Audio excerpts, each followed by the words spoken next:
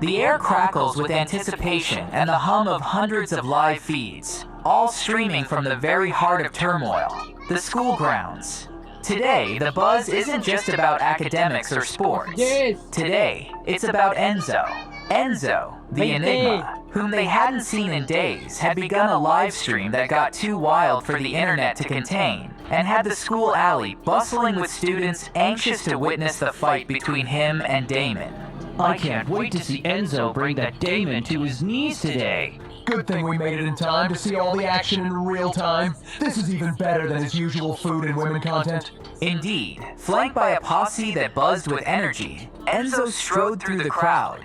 Each member of his entourage beamed with a fighter's spirit, ready to stand ground should challenges arise. Enzo's face, a mask of calm determination, hinted at no fear, but as his eyes caught sight of a familiar figure among the faceless crowd, his steps faltered. Jasper? Jasper, the one name Enzo never expected to encounter today. Not here, not in the flesh, standing mere feet away. The man whose history with Enzo was woven with threads of rivalry and unresolved tensions. Enzo, a little bird told me you now call yourself the gangster around here? Mr. Stewart, to what do I owe this pleasure? Why am I here? Why am I here? This is the Eastern District. And do you know what that means for you? No one dared to speak. No one even dared to breathe too loudly. Jasper's presence commanded the scene, his voice a harbinger of dread. I know this is Mr. Stewart's territory, and I'll get out of here right away. Get out of here? Do you not also want to collect your dues from me like you do to the other small businesses around here? Surely you think I'm one of the others you can easily mess with? Go teach those losers a lesson. Jasper's reputation preceded him, a pillar of the Eastern District, known for his dealings fair and foul. Yet today, no negotiations, no talks. Today, it was only about Damon. What a smart man. Jasper, who had always known more than he let on, recognized a shifting tide. The Laurier family, once a name of weight, now just a whisper on the wind. No need for mercy, not today. As the alley swarmed with onlookers, none dared step forward. The street, Jasper's arena now, was no place for the faint-hearted. As the echoes of confrontation died down, the air was heavy with the scent of the aftermath. The ground, a grim canvas splattered with the harsh strokes of violence. Let's go see how Damon has been beaten. Don't get too close to them.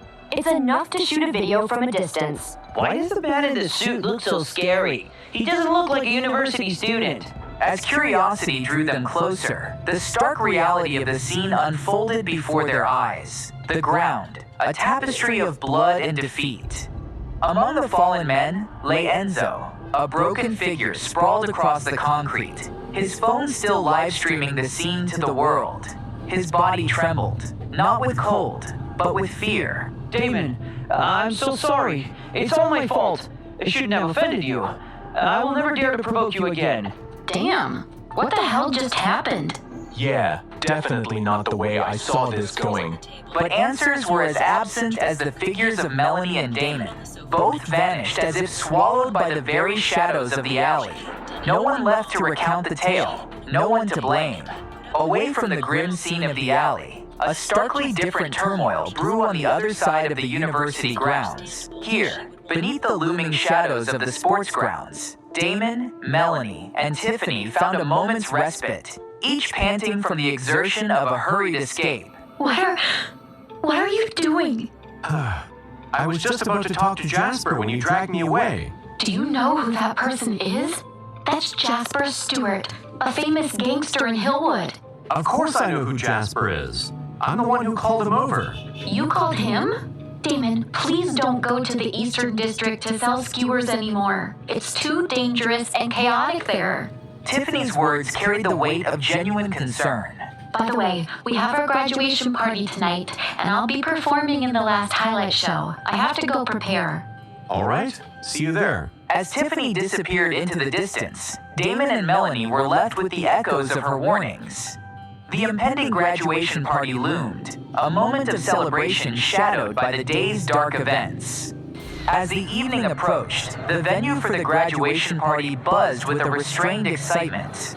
In this digital era, attendance is not just a physical affair, but a virtual mandate. Every student, whether through computer or smartphone, is an eyewitness to the festivities. Outside the bustling grounds, a BMW pulled up smoothly to the curb. Tiffany, hesitant at first, eyed the vehicle warily. I shouldn't, but I'm already late. Decision made. Tiffany's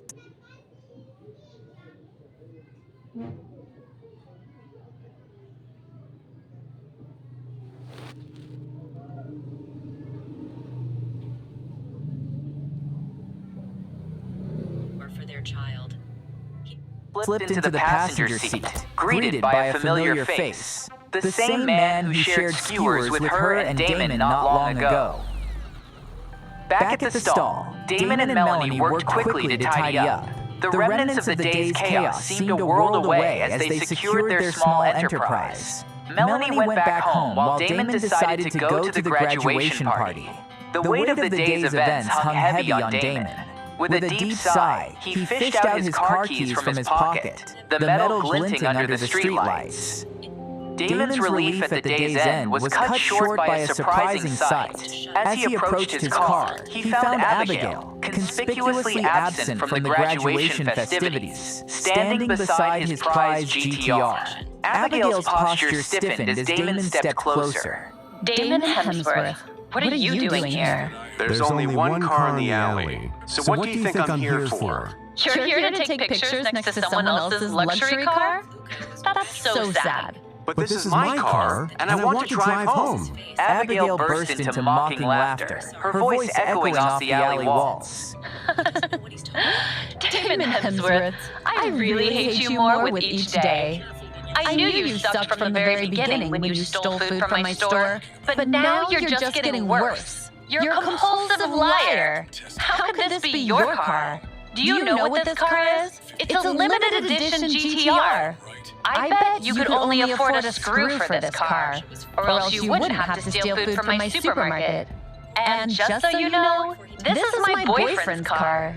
I don't want to talk to you anymore. Get out of my way now. I don't have time for your bullshit. Leave my boyfriend's car alone and stay away from me. I don't know who your boyfriend is, but he's the loser for lying to you about his car. Damon Hemsworth, you need help.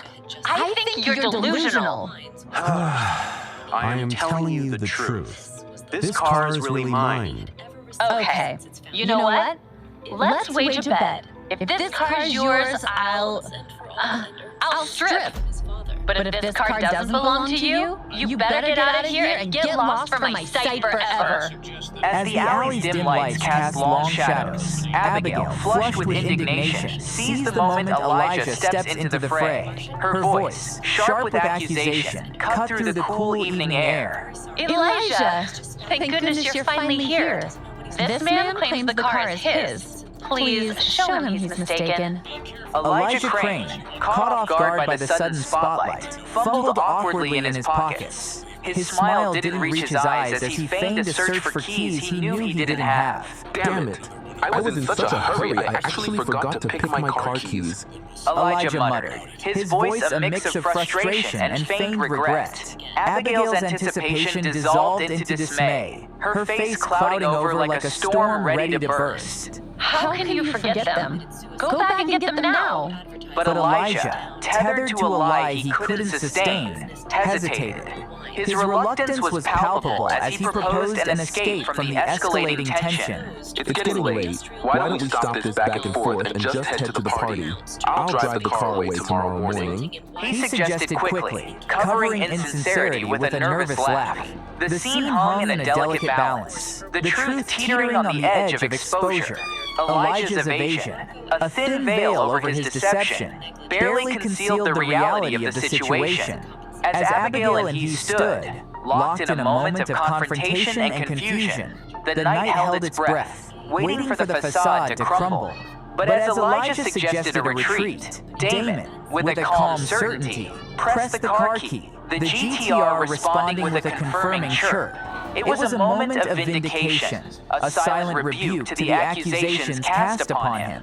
In the dim light of the alley, the truth became apparent, if only to those willing to see it. Abigail's challenge, brash and bold, crumbled as the reality of ownership was undeniably demonstrated.